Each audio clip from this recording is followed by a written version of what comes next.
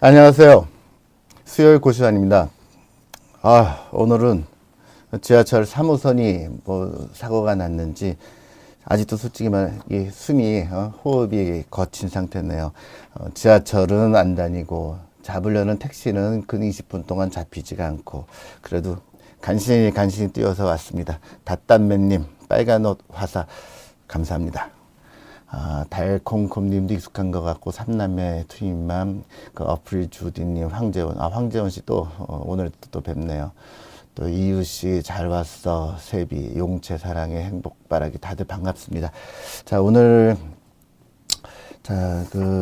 간단하게 지난주에 그 GMO에 대해서 얘기했었던 걸 조금만 정리를 하고 다음 걸로 넘어갈까 하는데요.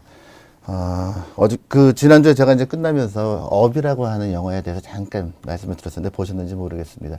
요즘 사실 참 세상이 깝깝하기도 하고 하늘 보면은 맑은 하늘이 아니라 뿌연 걸 보게 되고 이럴 때는 그냥 우리 고민하지 않고 볼 수 있는 따지지 말고 볼 수 있는 영화도 도움이 되지 않을까 싶은데요. 업이라고 하는 영화를 보고 제가 참 이런 게 우리 생활 속에 살아가면서 인생 속에서 도움이 되는구나 느낀 게 업이란 영화를 보시게 되면은요 도입부 한 5분인가 10분 정도의 모험심이 강한 아주 어린 소년 근데 소년의 모험심은 그냥 순수합니다. 머릿속에서 있는 모험. 근데 우연하게 또 모험심이 자기보다 더 강한 소녀를 만납니다. 이 소녀와 어릴 때 젊었을 때 결혼을 하고 나이가 들면서 이쁘게 인생이 쭉 그려집니다. 근데 그 시간이 그렇게 긴 시간은 아닌데도 보고 나면은 부럽구나. 저런 인생. 그리고 또 하나 그 업이라고 하는 영화의 배경이 된 집이 영국의 한 그 마을에 오래된 집에 할머니가 한 분 살고 계셨대요. 근데 그 집 터를 주변으로 해서 상가가 이제 조성이 되어지기 때문에 헐려야 되는데 근데 이 할머니는 그 자리에서 자기가 태어났고 또 자기의 엄마인 노할머니도 그 집 소파에서 돌아가셨다.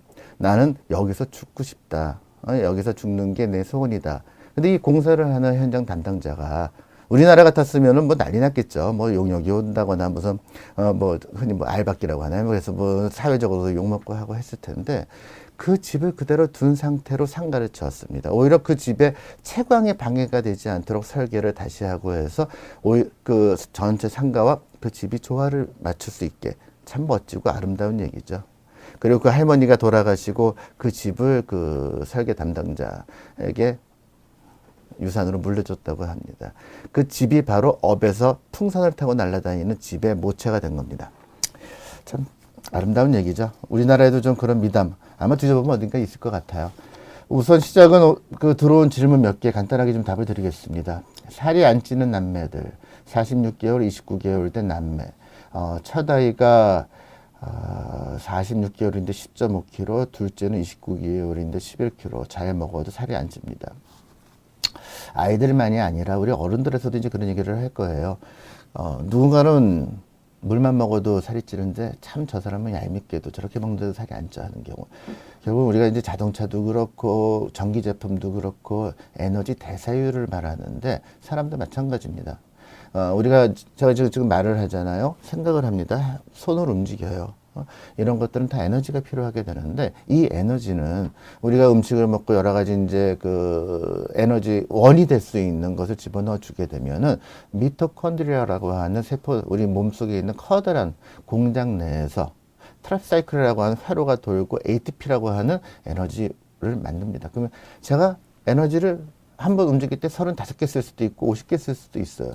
이런 에너지 대사율에 따라서 달라지는 겁니다. 근데 문제는 이 체중이나 키는 단지 그 숫자가 중요한 것이 아니라 아이가 건강하다는 것을 논의해 주는 것이고요. 더더군다나 3돌 전 아이들한테서는 갑상선이나 인슐린, 성장 호르몬과 같은 에너지 대사 호르몬에 대한 수치를 한번 정도는 체크해 볼 것을 권해드릴게요.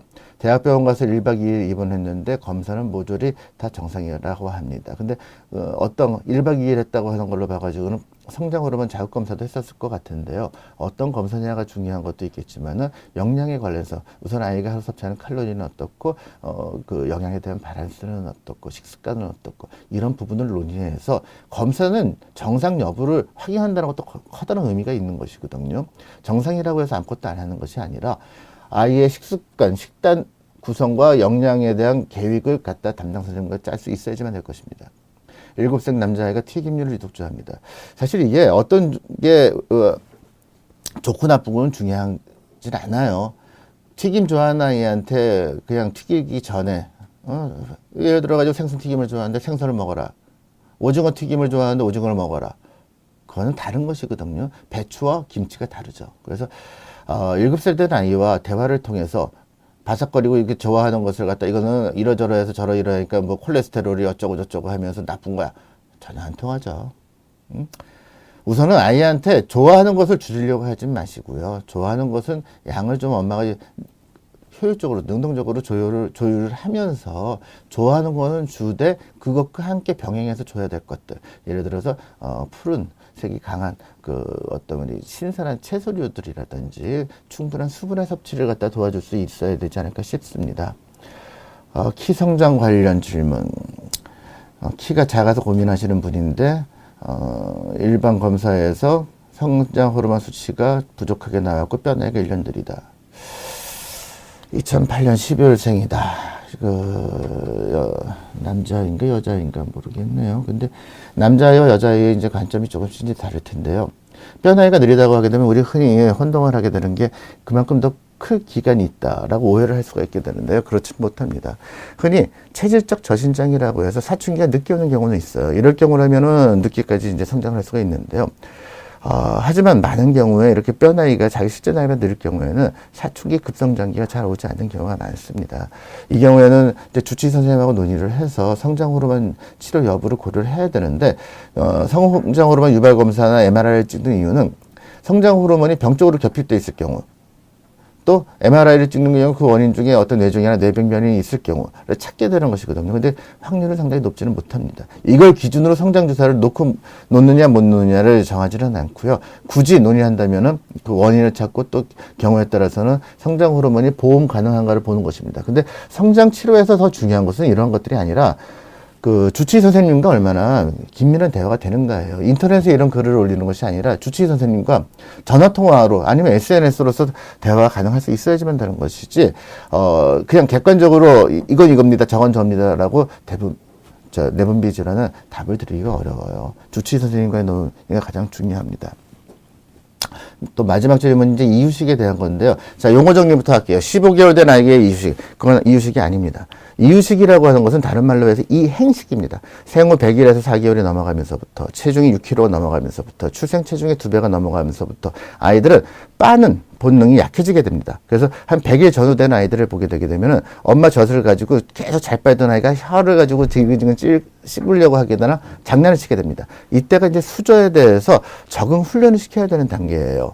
즉, 이 유에서 그러니까 유동식에서 씹는 음식으로 넘어가는 이 행식이라고 하는 단어가 오를 겁니다.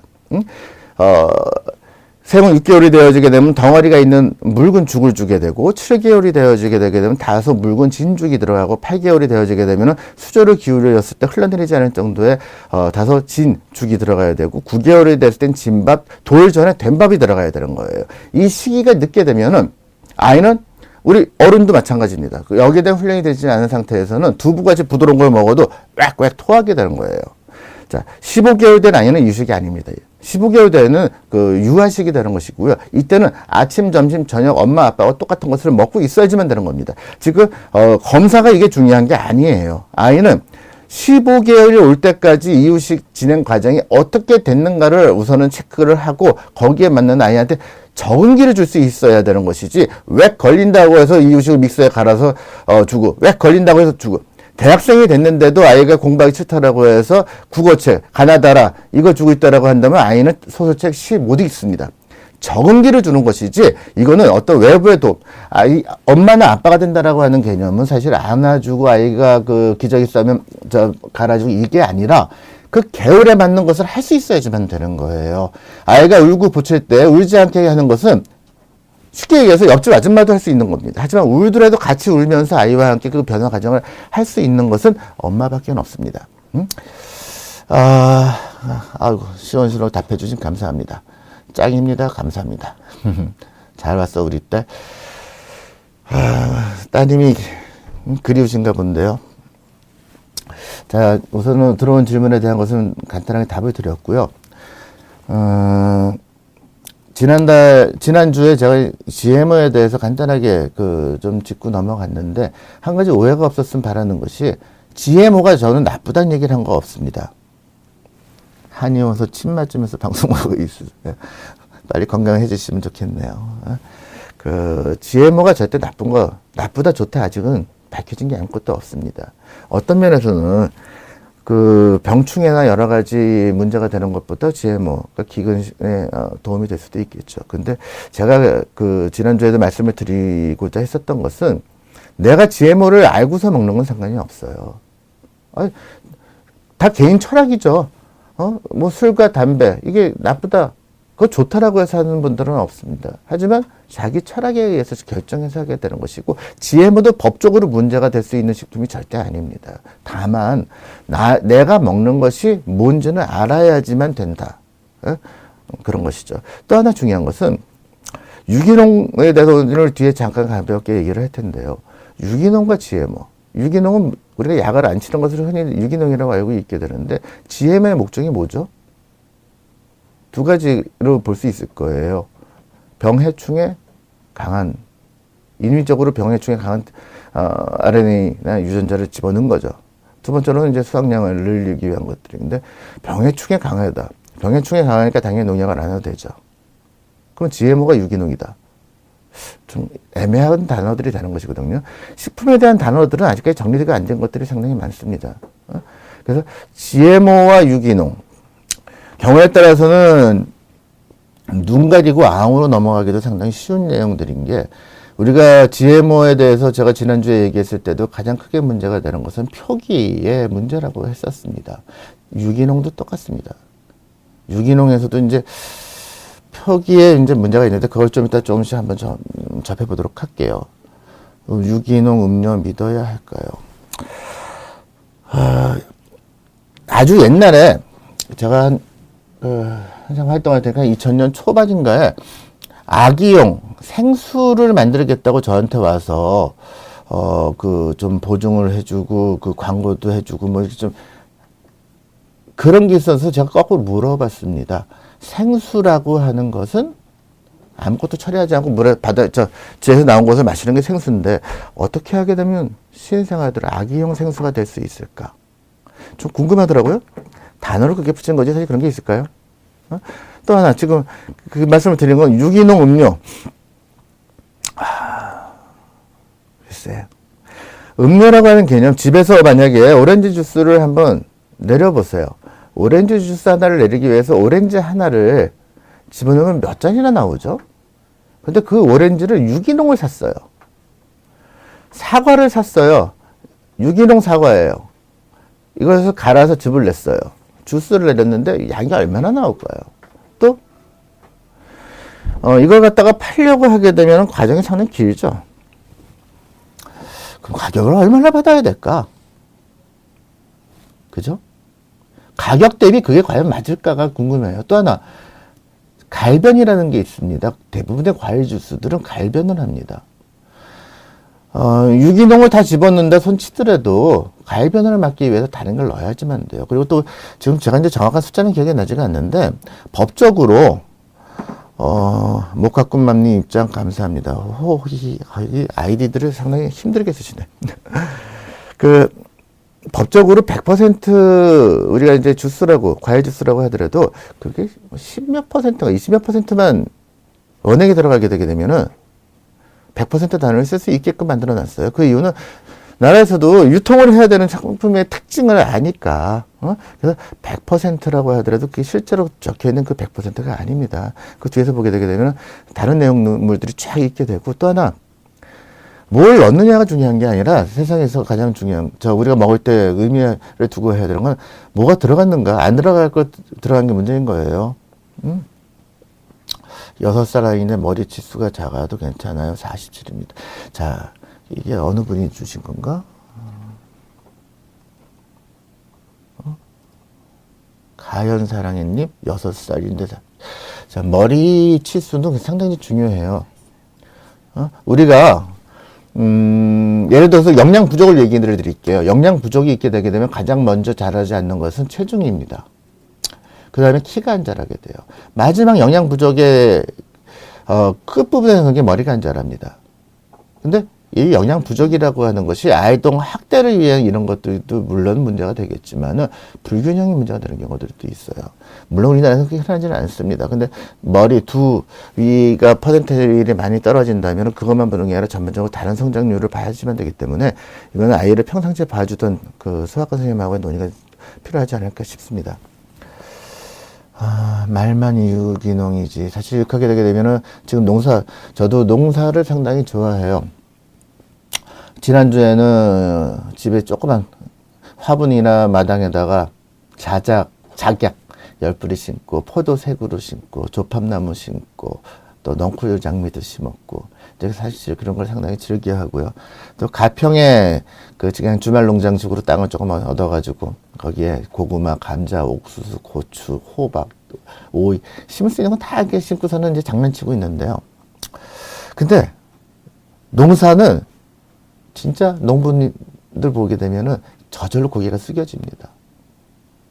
너무 어려워요. 심는 시기가 다 다르고, 땅마다 줘야 되는 거름들이 다 다르게 되고, 가꿔야 되는 거 다르고, 그 땅에서 또 나온 수확들이 땅에서 저절로 나는 거 아무것도 없습니다. 다 피왔다. 똑같은 곳을 제가 심어놨는데 옆에 다른 농부분이 심어놓은 것들을 보게 되면은 비교가 안 돼요. 그래서 유기농이 의미가 없다 하고 하게 된다면은 솔직히 그분들한테 굉장히 죄송한 얘기가 됩니다. 유기농은 의미는 있습니다. 다만 그 기준과 우리가 소비자에서 이제 보는 그게 문제가 되는 것이거든요. 자, 우선 먹는 것을 논의하게 된다면은 과거에 우리가 지나가면서 인사 그렇게 했었죠. 식사하셨어요? 진지 드셨어요? 저녁 드셨어요? 이게 인사였는데 요즘 사실 그런 인사 하는 경우가 별로 없죠. 오히려 거꾸로 그러죠. 야, 너 머리 했네? 너 옷, 신상 좋다. 야, 너 구두 다른. 야, 너 살쪘네? 살 빠졌네? 이뻐졌네? 이런 얘기를 하게 되지. 먹는 거 얘기하는 경우는 드물 거예요. 이제 한 90년대 지나면서부터 우리 애들한테 먹는 것은, 이제 풍족해졌고, 먹느냐, 못 먹느냐보다 뭘 먹느냐, 건강이 어떠냐가 더 중점이 된 것 같습니다. 또 어느 순간부터 식당이나 어딜 갔을 때 다 원산지 표시가 어느 나라인지 앉아서도 전 세계를 다 구경할 수 있으니까요. 자, 먹는 것을 얘기하기 전에 제목이 좋은 독이 되는 음식, 득이 되는 음식 이제 그랬었던 것 같은데, 자, 우선 먹는 것에 대한 정리를 좀 해볼게요. 첫 번째, 살기 위해 드세요? 먹기 위해 드세요? 거창하게 하게 되면 살기 위해 먹는 건데 어떤 면에서 솔직히 먹기 위해 사는 것도 의미가 있다고 보는 게, 제가 작년에 치아가 말썽을 펴가지고 한 반년을 고생한 적이 있었는데 그때는 먹고 싶은 걸 못 먹더라고요. 그러니까 재미가 없어요, 사는 게. 그러니까 먹기 위해서 사는 것도 맞는 얘기 같아요. 자, 첫 번째, 알약 개발. 안 돼요. 먹는 거는 즐거워야죠. 먹는 거는 우선 먹고 살기 위해서 아니면 살기 위해서 먹든 뭐가 되든 간에 생명 유지에 절대적입니다. 하지만 더 중요한 게 있어요. 먹는 것은 문화죠. 예를 들어서 제가 오늘 저녁에 친구들하고 만나서 삼겹살에다가 술 한잔하고 싶다. 그러면 친구가 보고 싶은 것이지 삼겹살은 사실 그 부수적으로 따라하는 거겠죠. 근데 우리가 아들내미하고 고기를 먹고 싶은데 이 친구는 스테이크를 먹고 싶어하고 저는 삼겹살을 먹고 싶으면 둘 중에 하나 먹기 싫은 거 먹어야 되겠죠. 저는 짜장면을 먹고 싶은데 냉면을 먹고 싶은데 이 친구는 스파게티를 얘기하게 되면 둘 중에 먹기 싫은 걸 먹어야 되는 것이고, 한솥밥이라고 하는 문화. 자, 우리 옷 입고 있는 거 이거 한국적인 게 아닙니다. 전 세계 어디 가든 일본을 가든 미국을 가든 유럽을 가든 비슷한 옷 입고 다닙니다. 사는 집, 뉴욕을 가든 아프리카를 가든 사는 집들도 모양새가 크게 차이 안 나요. 근데 먹는 것마저도 그렇다 하면은 이민이나 해외여행 갈 필요 없죠, 뭐. 응? 여기가 외국이니까. 이태원 가게 되면 태국 음식을 먹을 수 있고. 그래서 먹는 걸 문화기 때문에 조금 더 우리가 더 신경을 써야지면 되지 않겠는가 하는 겁니다. 그래서 그건 그냥 문화론, 인문학적인 얘기를 말씀을 먼저 좀 드렸고요. 영양제에 대해서 좀 말씀을 드려볼게요. 그 영양제에 대한 통계는 다시 보게 되게 되면 구체적으로 정확하게 나와 있는 것들은 없어요. 어느 통계를 보니까 우리나라 분들은 평균적으로 한 3가지 전후의 영양제를 드신다. 아마 집에 선물을 받았거나 사서 뒹구는 영양제를 많으실 거예요. 미국인들은 평균적으로 한 7가지 전후의 영양제를 먹고 가장 많은 영양제를 섭취하는 게 독일인들이라고. 독일인들은 한 평균 한 12개, 13가지를 먹게 되고 의과대학 시험에서도 졸업을 할 때 영양학에 대한 것이 굉장히 중요한 그 교과목이 하나라고 합니다. 근데 왜 우리는 3개인데 그쪽은 7개, 13개 이렇게 많을까? 이거는 우리는 종합 비타민이에요. 여러 가지가 섞여 있는 거죠. 근데 그 영양제마다 다 성분과 성향이 다르기 때문에 쪼개서 먹게 되는 것이 이제 미국이나 이제 유럽 스타일이 되는 것이고요. 영양제 하게 되면 우리가 흔히 얘기하는 게 비타민과 미네랄을 말하죠. 비타민은 이제 차치하고 이제 미네랄이라고 하는 것은 돌멩이입니다. 지구상에 지구가 생긴 다음에 운석 같은 것이 떨어지기 전에는 지구에 있는 미네랄의 볼륨은 똑같습니다. 땅에서 식물로, 식물에서 동물로, 동물이 죽어서 다시 땅으로. 그게 돌고 돌고 들어오는 것이죠. 근데 생산량, 수확량이 늘고 나니까 당연하게 미네랄의 볼륨은 줄어들게 되는 겁니다. 딸기나 사과나 과일에 들어가 있는 미네랄의 함량, 비타민의 함량은 50년 전과 비교했을 때 15에서 30% 이하로 떨어져 있다고 합니다. 자, 비타민, 영양제, 유산균 등 너무 많이 먹이는 것도 잘 안 먹이게 돼요. 윤서야 사랑해. 자, 한 가지 조언을 드린다면요. 드세요. 과거 조금 전에 말씀드렸지 과일만으로서 또 채소만으로서 다 섭취가 쉽지가 않기 때문에 아이들한테 줄 것을 권해드릴게요. 다만 그 아이의 영양 균형을 알고서 줘야 되기 때문에 비타민 C, 비타민 B, 유산균 이런 것들은 그냥 다 주세요. 무방합니다. 근데 어저께 안 주고 오늘 주고 내일 안 주고 상관없습니다. 그냥 주세요. 근데 철분, 비타민 D 이런 것들은 부족하게 돼도 문제지만 과해도 문제입니다. 아연, 마그네슘 마찬가지고요. 그래서 이런 것들은 체크를 하고 아예 식단을 본뒤에 줄 것을 권해드리고요. 사실 우리가 이제 영양제, 보약, 건강기능식품 단어는 다 비슷비슷한데 뭐가 뭔지 말 그대로 비슷합니다. 영양제와 건강기능식품은 거의 뭐 같이 가는 경우들이 많게 되고 하지만 이제 보약이라고 하는 개념은 조금 이제 차이가 있게 되는데요. 영양제나 건강기능식품은 모든 게 될 수 있는 것이 아니라 식품의약청에 의해서 등재되어 있는 그 품목이 딱 한정이 되어 있습니다. 그 품목 이외에는 건강기능식품이라는 단어를 쓸 수가 없습니다. 또 나라에서 인증과 인가를 받게 됩니다. 그래서 농도와 식자재에 대한 안전도가 아무래도 높을 수밖에 없겠죠. 하지만 보약이라고 하는 개념은 조금 다릅니다.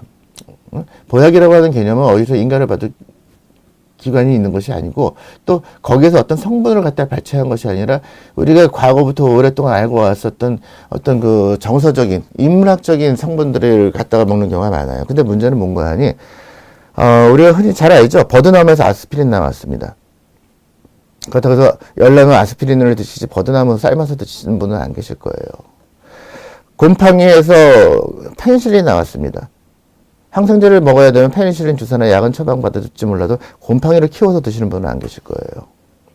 모든 식품, 모든 식자재에는 나한테 플러스가 될 수 있는 한 성분이 있으면 의미 없는 99가지가 있고 독이 되는 한 가지가 있게 되는 겁니다. 그 자체를 갖다가 또 하나는 거기서 어떤 성분을 추출한다는 것이 굉장히 힘이 들어요. 그 추출하는 것이 과학이고 그 추출에 대한 과학이 아직 안 돼 있는 것들은 못 찾는 것들이 많게 되고 근데 그걸 단지 중탕하고 삶고 물 내린다고 해서 그 추출한다? 절대 아니죠. 아까 그 독일인들이 영양제를 많이 드신다고 했었는데 독일에서 항암제로 이제 치료가 나오는 대표적인 게 있어요. 그게 우리나라에서 이제 겨우살이라고 하는 거죠. 그 나무를 보게 되면 파랗게 죽은 겨울에. 겨우살이에서 그 추출해서 이제 어떤 그 의미 있는 성분들을 항암 치료를 쓰고 있는데 그게 어떻게 와전이 돼가지고 우리나라에서는 겨우살이들을 다 갖다가 끓여서 물 들여서 드시는 분들이 많은데 전혀 의미가 없습니다. 약에 대한 것은 조금만 좀 이해를 하셔야 될 것들은 먹기보다도 과정에 대한 이해가 상당히 중요해요. 당장 개똥쑥이 작년에 이제 노벨 의학상 중국 의학자분이 개똥쑥을 노벨 의학상을 타셨습니다.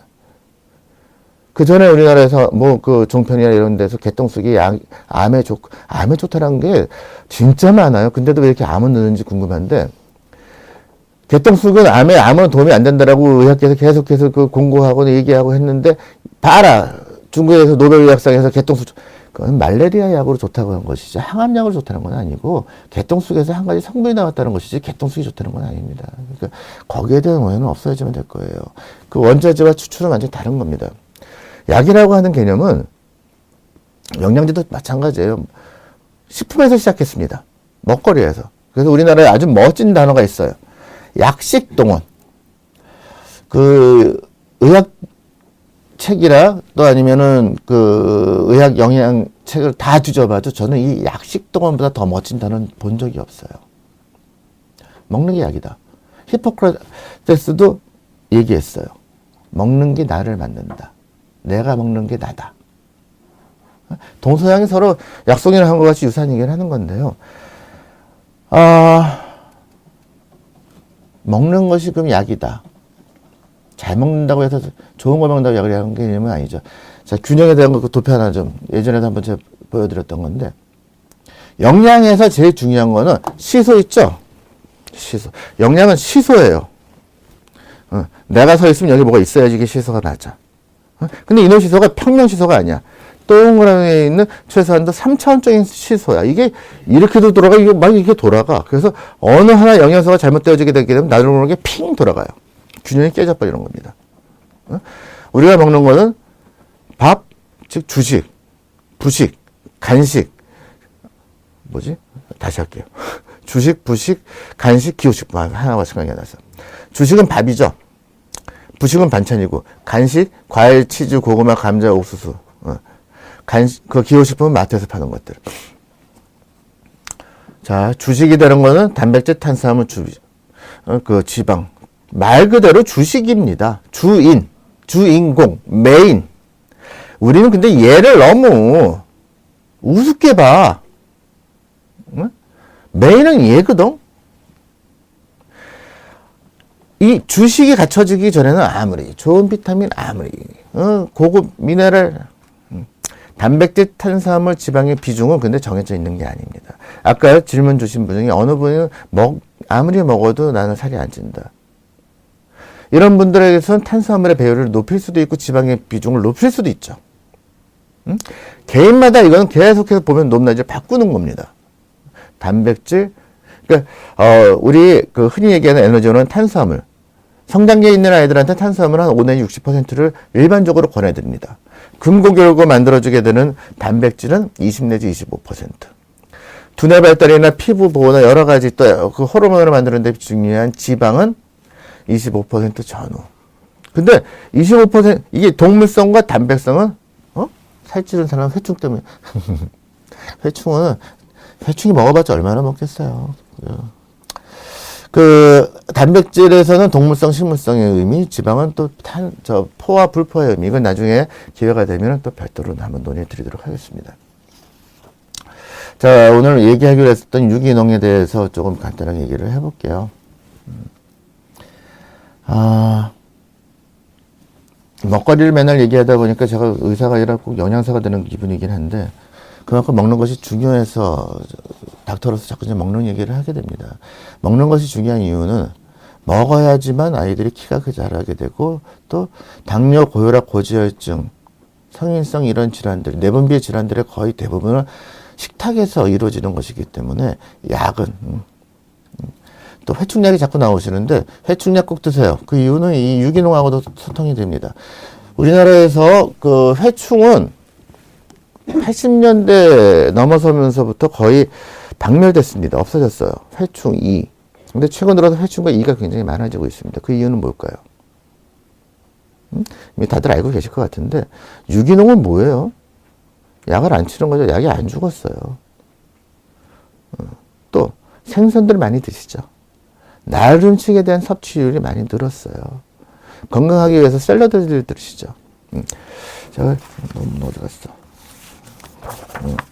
그 한국식품 과학지에서 낸 논문이 하나 재밌어서 읽어봤는데, 우리 마트나 백화점을 가게 되면은 샐러드 도시락 팔아요. 절편 잘라놓고 또 과일 도시락 팔아요.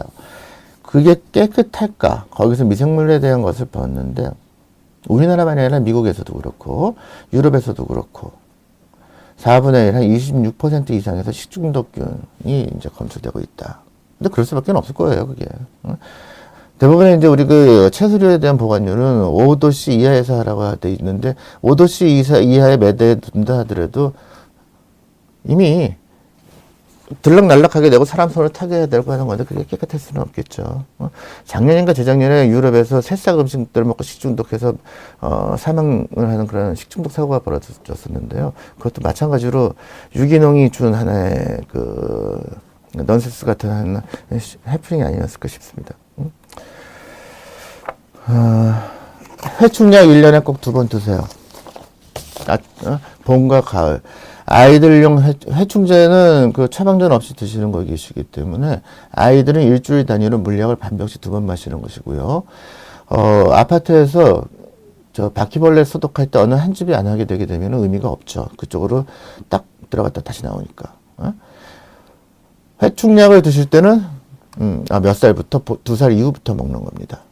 그리고 회충약을 먹을 때는 온 가족이 다 같이 먹는 겁니다. 글쎄, 생각날 것 같아요. 회충이. 근데 이게,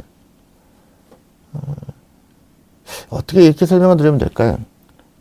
예전에 우리 2차 세계대전 영화를 보게 되게 되면, B-29인가 뭔가 커다란 비행기는 뻥뻥뻥 총을 맞아도 날아다녀요.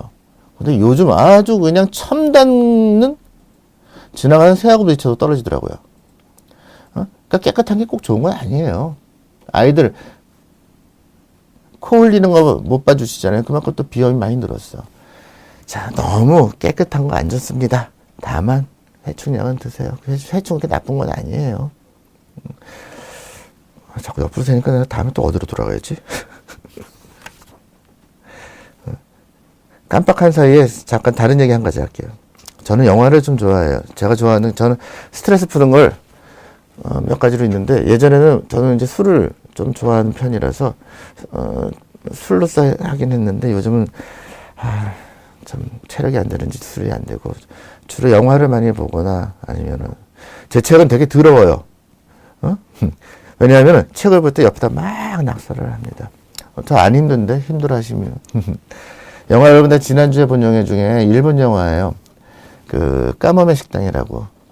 2000년 중반에 개원됐었던 건데, 아마 흔한 영화가 아니라 안 보신 분들이 많을 텐데, 한번 나중에 어디 뒤져서 보실 수 있으면 보세요. 거기 여주인이 나오는 게, 고바야시 사토미라고 하는 여배우가 나오는데 굉장히 매력이 있어요. 이뻐서 매력 있는 이런 것이 아니라 웃는 모습이라는 것이 꼭 언젠가 옆에서 봤던 사람. 근데 제가 이 까머메 식당을 말하는 이유는 거기에 나온 대사 중에 이런 게 있어요. 까머메 식당은, 그러니까 쉽게 얘기해서 세 여인의 이야기를 갖다가 인생사를 갖다 담담하게 풀어놓는 건데, 한 여인은 현실에서 떠나고 싶어서 그냥 눈 감고 지도를 팍 찍었대요. 근데 그게 핀란드라서 난 핀란드 왔다. 그럼 당신 남극 찍어서 남극 갈 거냐? 했더니 남극 갈 거야. 하듯이. 그러니까 아무 계획 없이 갈 수 있는 여행. 그리고 또, 그런 얘기, 좋아하는 걸 하고 있는 당신이 참 부럽습니다. 얘기를 하니까 그 주인공이 하는 얘기는, 그게 아니다. 좋아하고 있는 걸 하는 게 아니라 하기 싫은 거 안 해서 난 좋다. 참 비슷한 얘기 같기도 한데 완전히 다른 얘기죠? 하기 싫은 거 안 한다. 저도 그러고 살고 싶습니다. 자, 약식동원 얘기를 조금 하겠습니다. 어떤 음식이 좋을까? 어떻게 생각하세요? 핀란드 정거장. 행복한 5식구는 핀란드 다녀오셨나 보다. 어제 저는 라이브 방송 진짜 좋아요. 나중에 꿈이 있으면 라디오 하고 싶어요. 그냥 이건 사실 이 인터넷 방송은 불공평한 게 저는 못 봐. 이분들은 날 보잖아. 내 옷이 빨간색이란 거. 그래서 이건 불공평한 거야. 핀란드는 아무것도 할 게 없대요. 거기는 진짜로 멍하니, 맹하니 있다 오는 거래요. 그래서 가고 싶어요. 어떤 음식이 좋을까 한번 생각해 보신 적 있으세요? 조회? 저는 조회 하나도 없습니다. 저는 잡식성이에요. 어떨 땐 트로트 네 박자 뽕짝 듣다가 어떨 때는 스팅을 좋아했다가 가장 좋은 음식은 다른 얘기만 하셔 다 음식 얘기했더니 영상 통화 되느냐 나중에 여기 쫙 보이시게 되면 제 월급날 쏠 테니까 다들 여기 양재동에 오셔가지고 저거 쌍겹살 한다. 어떤 음식이 제일 좋은가는 사실 단답으로 딱 제가 말씀드릴게요.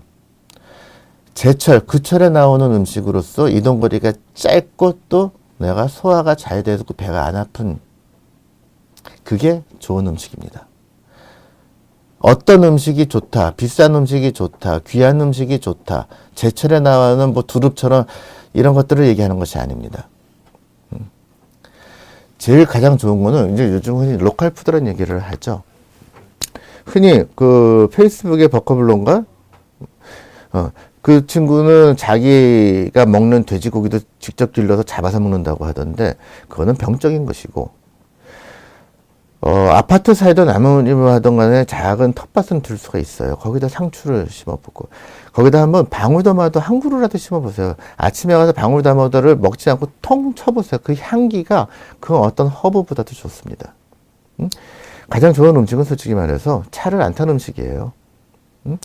로컬 푸드가 아이들한테 가장 도움이 되고 제철 음식을 주라고 하는 이유가 유기농 음식에 대해서 이제 뒤에 쭉 설명을 하겠지만은요.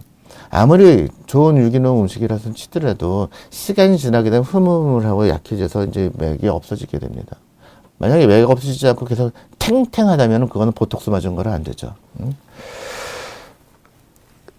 흐물흐물하고 시간이 지난 유기농보다는 농약이 들어가 있어도 제철 음식이 제철 과일이 더 오래된 겁니다.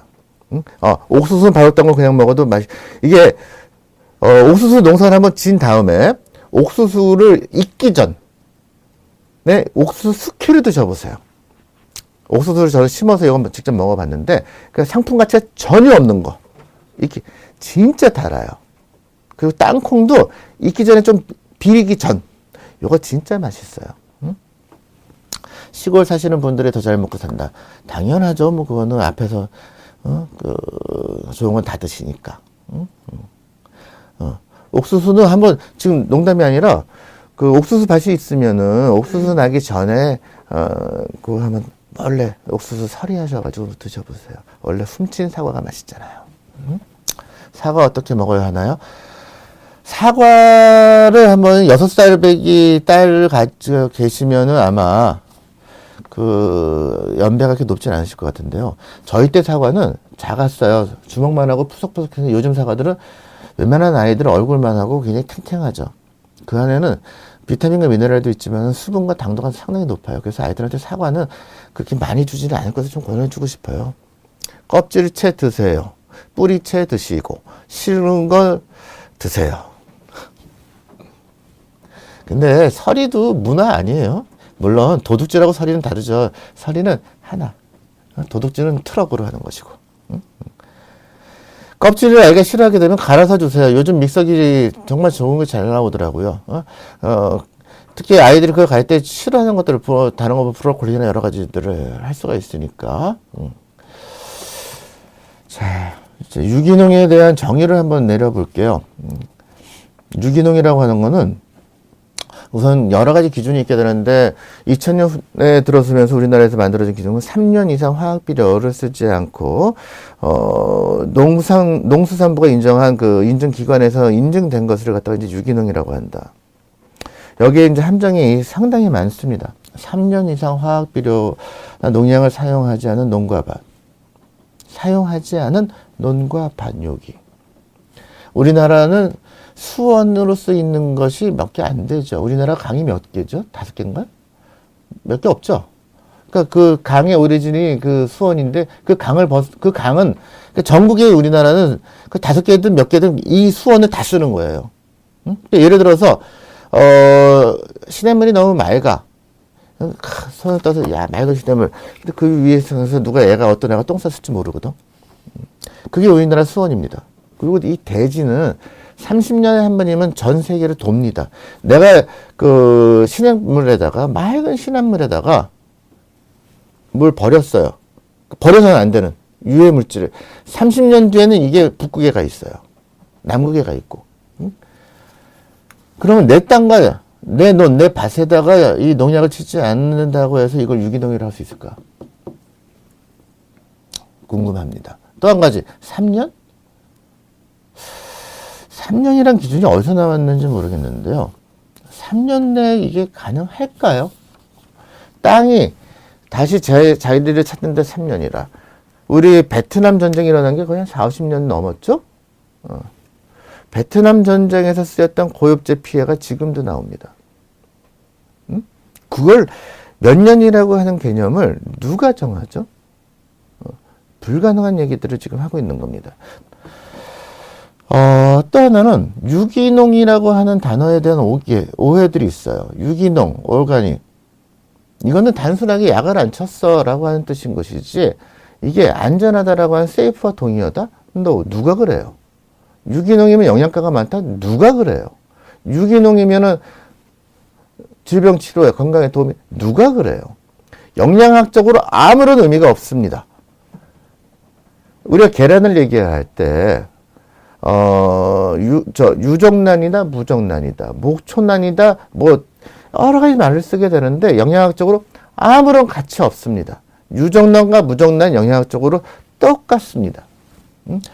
유기농이라 해서 물론 재배 과정이 힘들고 비싸고 적게 나오기 때문에 비싸던 거는 100% 인정을 합니다. 하지만 또 한 가지 함정을 말씀을 드릴게요. 유기농이면 약을 안 치게 되면 당연히 벌레가 들어와야지 정상이죠. 썩어야지 정상입니다. 문드러져야지 정상입니다. 벌레 먹은 깻잎 시장에서 안 팔립니다. 저희 집에서 제가 깻잎, 제 주말 농장에 울타리에다 깻잎 심어놨는데 엉망이에요. 아무 없는 거 따려면은, 기대 안 해요. 벌레 먹은 거 톡톡 치워서 먹어야 되는 것이고, 씻어 먹어야 돼. 근데 유기농 시장 가서 찌그러든 거, 안 팔리죠? 제가 아는 지인이 제주도에서 유기농 귤을 또 사과를 재배하시겠다고 해서 5년을 매달렸는데, 결국은 포기했습니다. 사과가 자라지를 않아요. 색깔이 시큼해 둥둥해지게 되고, 무슨 중간중간 버짐 쓴 것 같이 돼 있고, 상품 가치가 없습니다. 애기 주먹 같은 거 그거 뭐에다 먹겠어, 사겠어. 결국 5년 만에 포기했었는데, 일본에 유기농 사과로 유명하신 분이 있죠. 기적의 사과나무라고 해서 지금 몇 년 전에 우리나라에서 책도 나왔었고, 그리고 일본에서도 굉장히 유명인사가 되는데, 이분이 이 사과를 만드는데 지금 띄워져 있나요? 얼굴 한번 보세요. 미련하게 생겼죠. 꾀라고는, 요령이라고는 얕게 생기지 않으셨어요. 11년 만에 첫 수확을 했습니다. 다들 손가락 찢었어요. 미친놈. 11년 동안. 땅이 다시 돌아오고 근데 이분은 믿었던 거야. 내 할아버지, 그 전 사람들은 다 이 사과를 먹고 살았는데 지금은 안 될 리가 없어 하는 거지. 응? 그냥 바란 게 아니야. 한 거야. 응? 근데 이런 분이 생겨야 되는 이유가 뭔지 아세요? 이거 말고 또 두 번째 해라고 했던 도표에 있었죠. 그 점명. 우리가 황사를 얘기합니다. 황사 속에는 단지 먼지만 있는 것이 아니라 중금속이 들어가 있어요. 수은이 있고, 비소가 있고, 알루미늄이 있고, 여러 가지들. 땅 속에도 이런 게 들어가 있게 되는 것이죠. 자, 이 황사가 날아다니는 비가 와요. 비가 오게 되게 되면 땅이 그 비를 고맙게도 다 싹 품어주죠. 그럼 그 안에 수은, 카드뮴, 비소, 알루미늄, 바륨, 여러 가지 이러한 중금속들이 땅속으로 고이 간직해서 들어가게 됩니다. 그러면 이것을 흡수해서 자라는 게 농산물이 되는 것이고, 이 농산물을 먹고 또 우리가 힘을 하는 것이 사람이 되는 것이죠.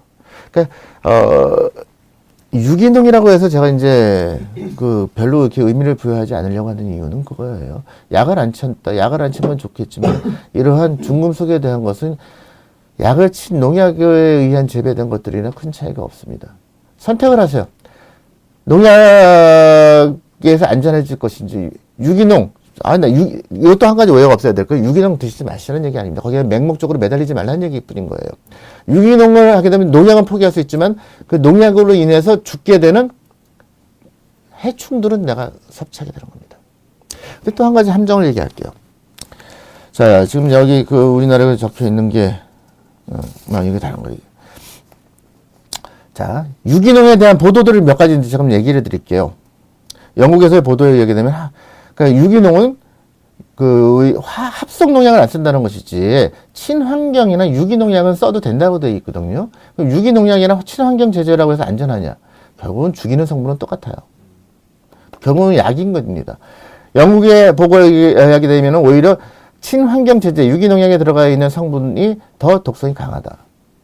나와 있고요. 미국에서의 보고는 미국에서 나온 대표적인 로테논이라고 하는 것인데 이게 미토콘드리아를 공격하기 때문에 파킨슨 병과 관계가 돼 있다. 쥐한테 실험했던 쥐가 파킨슨 병처럼 모습을 보이더라. 그래서 2005년부터 사용이 금지돼 버렸습니다. 근데 안타깝게도 우리나라에서 계속 쓰고 있고 또 하나 사람한테는 안 쓴다 손 치지만은 양식장에 쓰고 있습니다. 물고기들을 죽이는데 내가 광어만 키우고 싶은데 저기 필요 없는 놀래미가 있어 만약 그러면 저걸 죽이기 위해서 쓰는 것이 이 로테논이라고 하는 걸 쓰고 있다고 합니다. 그러니까 그거 하게 되면 누가 먹겠어? 그 고기는 내가 먹지. 그러니까 결국은 나한테 또 들어오는 거죠. 응? 또 캐나다에서도 했어요. 캐나다에서는 합성 농약은 미사일처럼 타깃이 돼가지고 그걸 죽이게 되는데 천연 유기농은 대상이 없어요. 해충은 물론 도움이 되는 익충이나 모든 이런 충들을 죽입니다. 그러니까 생태계가 깨져버린다는 거죠. 그러니까 유기농을 하시는 분들이 예전에 한번 그 농사하시는 분이 프랑스 분이 와서 강의를 한 거 한번 들었었는데 유기농을 하려면 연작을 해서는 안 된다. 연작을 하게 되면 땅이 지력을 살 수가 없기 때문에 얘 쉬게 해줘야 돼. 최소한도 3년에 한 번, 5년에 한 번, 정 못한다 하더라도 아니면 매년 한다. 근데 우리나라에서 그럴 만한 여지가 사실 없죠. 그러니까 결국 유기농이라고 하는 단어를 붙고 있었지만 거기에 대한 속아서 계속해서 문제가 되고 있다는 거죠. 또 한 가지는 문제가 이제 우리나라 이거 하는 보고에서 나오는 게 화학비료 대신 주기 가축분뇨 주고 있게 되는데 가축분뇨 그러니까 이제 기생충이 들어올 수밖에 없게 되는 이유죠.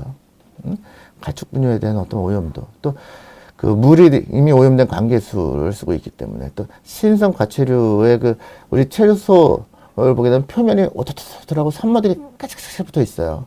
씻어도 여기 잘 떨어진 것들을 다 하기 힘들고, 그러니까 거기에 미생물이 또 변화가 되고 있다는 얘기가 되고 약 때문에. 또 하나는 자연이 살아나면서 미생물들, 야생동물들이 이제 내려오게 되거든요. 멧돼지나 이제 뭐 고라니나 들고양이들, 쥐들. 이 배설물에 의한 오염들, 이제 이런 생물학적 유해 요소보다 이제 화학이나 다른 것에 의한 그 유해 요소가 높아진다는 거죠. 또 하나 이제 보게 되면은 제초제거든요. 저도 농사를 지으면서 딱 각오를 한 게 있어요. 풀은 내가 손으로 베야지. 다 뽑아야지. 제초제 절대 안 써야지. 그런 각오가 반년이 안 가대요. 이놈의 풀들이 그러니까 오죽하게 되면 우리 직원이 그 얘기하더라고요. 원장님 저거 연구해보세요. 풀엔 분명히 성장 호르몬이 들어가 있을 거야. 어마어마하게 자라요.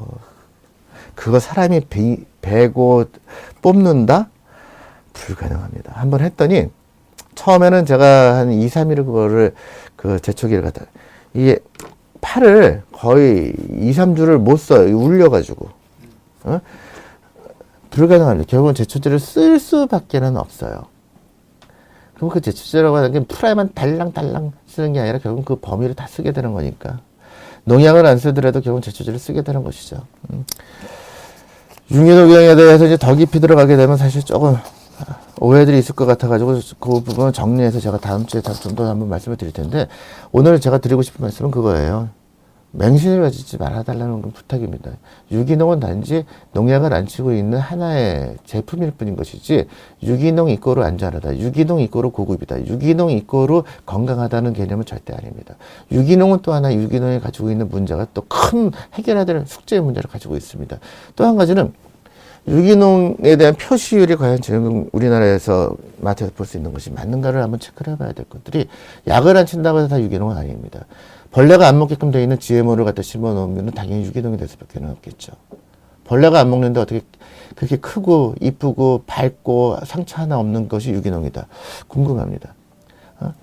아무리 저 재벌집 고이 간직돼서 자란 아이라 하더라도 상처 없는 영혼이 있을까요?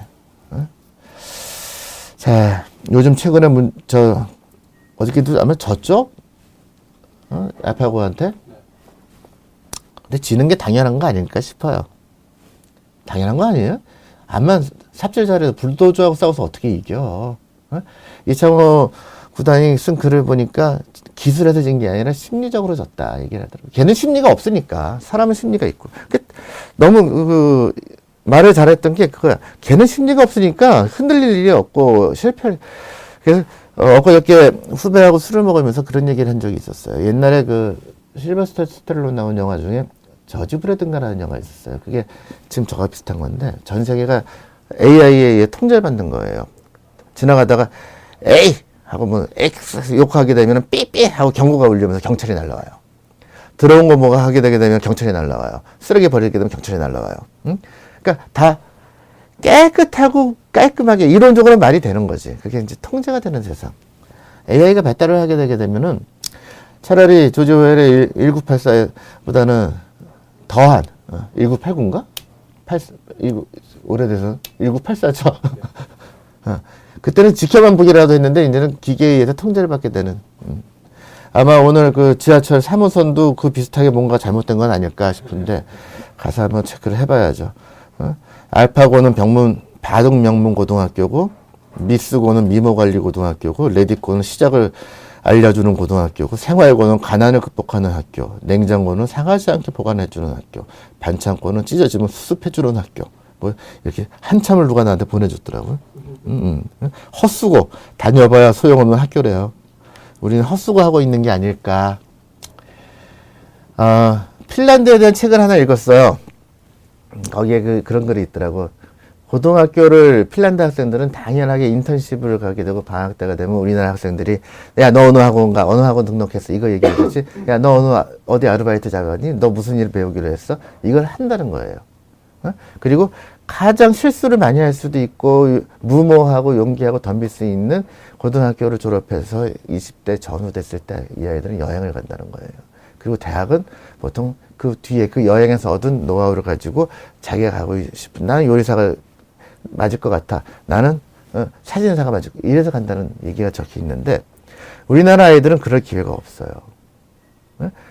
예를 들어 가지고 학교 선생님이나 다니던 학원 선생님이 그림을 잘 그리는 분이고 영화를 좋아하는 분이면 영화 얘기를 해주면 이 아이가 그걸 입혀서 귀로만 들은 걸로 이제 그걸 꿈꾸고 할 수는 있겠죠.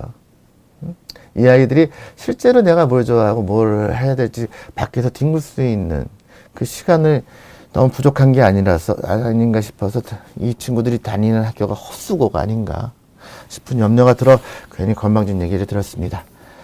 항상 끝날 때 그냥 멋쩍게 시 한 수 설명드리곤 했었는데, 얼마 전에 읽은 에세이집이 하나 있어요. 정희석 씨라고, 현역 흉부외과 닥터, 71년에 서울에서 태어나셨으니까 저보다는 좀 많이 어리시네요. 상계 백병원 흉부외과에서 우리 팀 자기 팀하고 심장수술하고 있으시대요. 이분은 글을 읽다가 한 가지 본 게, 요즘 의사들이 좀 많이 외롭죠. 중환자실은 항상 같은 풍경이지만 모든 환자는 다 다르다. 아무리 시간이 지나도 변함없을 것이다. 환자가 안 좋으면 환자 옆이 우리의 자리가 된다. 참, 이 글을 읽고서는 옛날로 돌아갔던 게 있어요. 저희가 의사가 될 때는 의사라고 하는 직업군에 대한 프라이드가 상당히 강했었거든요. 처음에 의사가 됐을 땐 멋모르고 가운 탁 풀어헤치고 가다가 앞에 선배 나오게 되면 이렇게 하고 가게 되고, 하지만 환자들하고 같이 그 침대 옆에서 회진 돌다가 졸려서 쓰러져서 자고 그 환자분들이 이불 덮어주게 되고 그때는 촌지가 참 많았어요. 와이샷을 갈아입지 못하니까 와이샷을 선물 받고 깍질 못하니까 면도기 양말을 못 갈아주니까 양말, 손수건 이런 것들 또 식사 시간에 먹게 되면 자기네 본인들이 드시던 밥 중에 하나라도 더 한 입이라도 먹고 가라고 밥을 주기도 했었고 어떤 직업이라고 하는 개념보다는 천직이라고 하는 걸 느끼게끔 이제 해줬었는데 제 환자 중에 제가 이제 군대를 제대하고 삼성의료원에 발령을 받고 들어갔었을 때 단비라고 하는 아주 이쁜 여자 꼬매가 있었습니다. 저는 이제 내분비로 들어갔지만 부전곡으로 신장학을 하고 있었기 때문에 그 친구는 이제 만성신부전증으로 투석을 받던 친구고 아이가 부모가 엄마도 참 이뻤어요. 곱고 부산에서 다니시던 분이었었는데 아이만 뭐 하게 되면 저한테 전화가 왔었고 그러면 한밤중이라도 병원 응급실 가서 기다렸다가 아이를 데리고 투석 치료해서 중환자실 올라가고 하다가 한 1년 정도 돼서 아이가 사실 잘못됐었어요. 근데 저는 1년 내내 거의 그 아이하고 중환자실을 살다시피 했었던 것 같습니다. 항상 제 전화기가 오픈돼 있었던 것은 단비 전화를 받기 위해서 그랬던 기억이 나는데 그 엄마를 한 몇 년 전에 한 사찰에서 만났어요. 너무도 밝게 한 중년 여성분이 다가와서 너무도 밝고 기쁘고 인사를 하는데 그때 의사가 됐었던 그 보람을 느낀 기억이 납니다. 바로 지금 뭐 사회에서 의사가 어쩌고 저쩌고 뭐 많이 얘기들도 나오고 어떤 분들은 고마워하고 어떤 분들은 욕하기도 하고 하는데 바로 이분이 쓴 정희석 씨가 했던 이 글 속에 우리의 모습이 또 제가 하고 싶었던 말이 다 들어간 게 아닌가 싶은 게 환자가 안 좋으면 환자 옆이 항상 우리의 자리가 줍니다. 그런 직업군으로서 살 수 있었으면 하는 바람입니다. 마지막으로 영화 추천 하나 드릴게요. 유치한 영화예요. 저는 이정재를 좋아합니다. 성장하는 배우. 예전에는 그냥 얼굴만 팔고서는 살았던 배우 같았는데 굉장히 성장을 하고 있는 것 같고 아직도 근데 전체로 보게 되면 유치원 정도 온 것 같아요. 이 친구가 한 70 정도, 80 정도 됐을 때 우리나라 명배우를 하나 만날 수 있지 않을까 싶은 생각이 들어요. 이정재가 나오는 선물이라는 영화 있어요. 좀 오래됐죠? 선물 한번 보세요. 그럼 제가 왜 그걸 추천했는지 보시고 나면 아실 겁니다. 봄에 어울려요. 그럼 다음 주에 뵐 때는 조금 더 봄이 깊을 것 같은데 다음 주에는 헉헉거리지 않고 제 시간에 좀 잘 들어오겠습니다. 예, 오늘 반가웠습니다.